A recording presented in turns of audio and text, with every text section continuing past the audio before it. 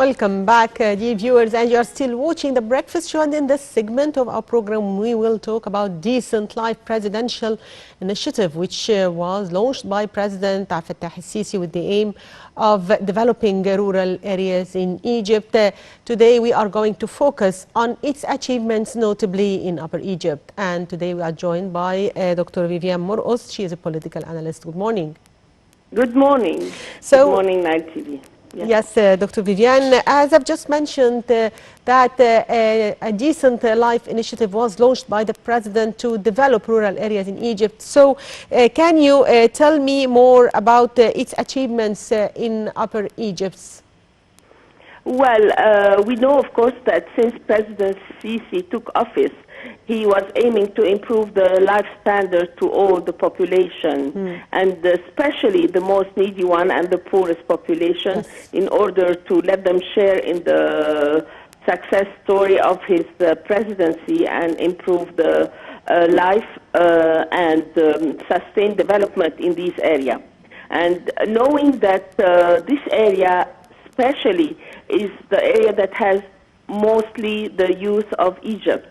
60% of this area are a youth population, and this population in Upper Egypt has really suffered a lot in the past eras and has been in the worst position.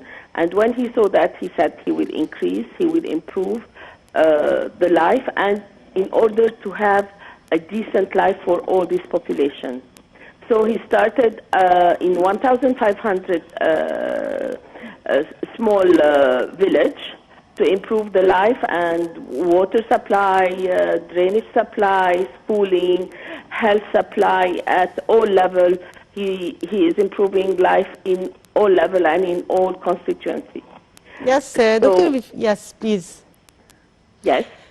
So if we focus on its role in the social development and how it helps in improving living standards and improving the skills of youths and women living in these areas. Of course, when you live in a nice condition in a respectable area, you love your surrounding and you want to be as productive as possible.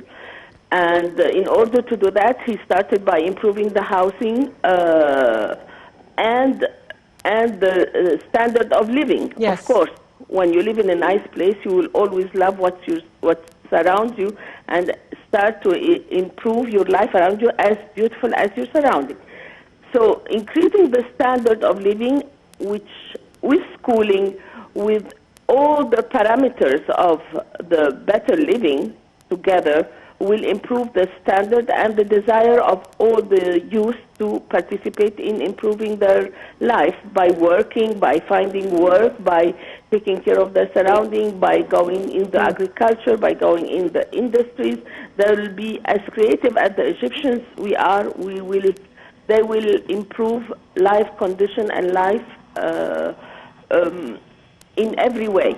And this is a very important part for the development of Egypt and this area, because this area is a big part of Egypt and the youth are a big part of the population.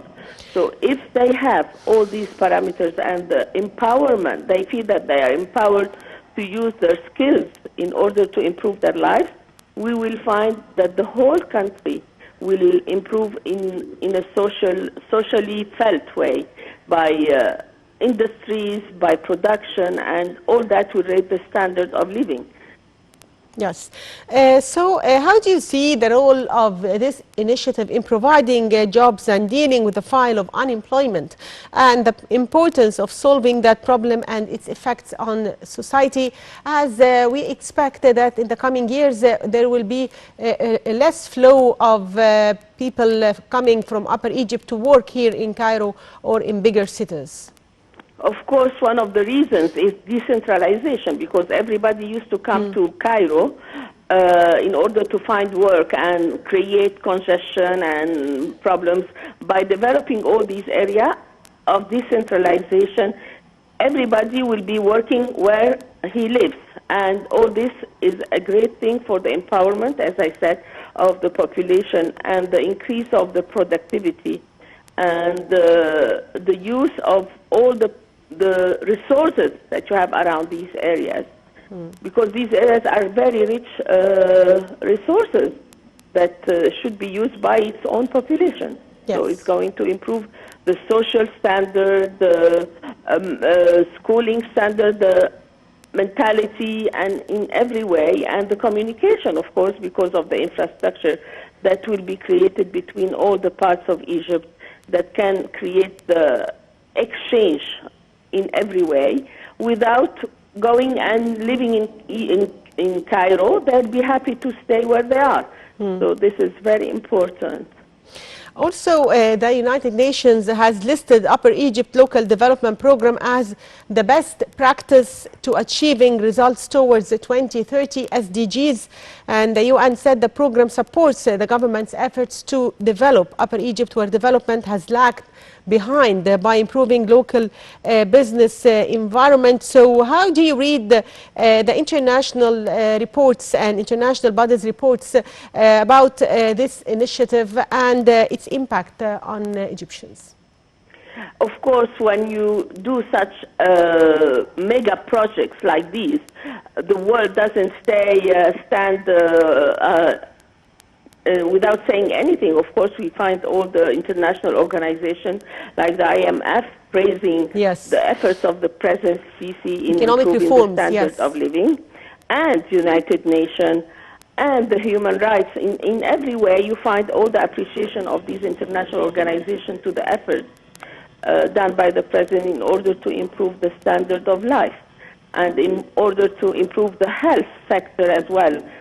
For those population, in order to have a healthy, productive population. So they are building hospitals, they are building schools, the infrastructure, the roads, the factories, and as well, people are using a lot of the use of the Upper Egypt in IT. They are very bright population, even with this condition, they are used in IT from a lot of countries all over the world. So we have a national power that will be used in the best way possible. Yes. Finally, I'd like to thank you, Dr. Vivian Morcos, political analyst. Thank you for being with us, and Merry Christmas.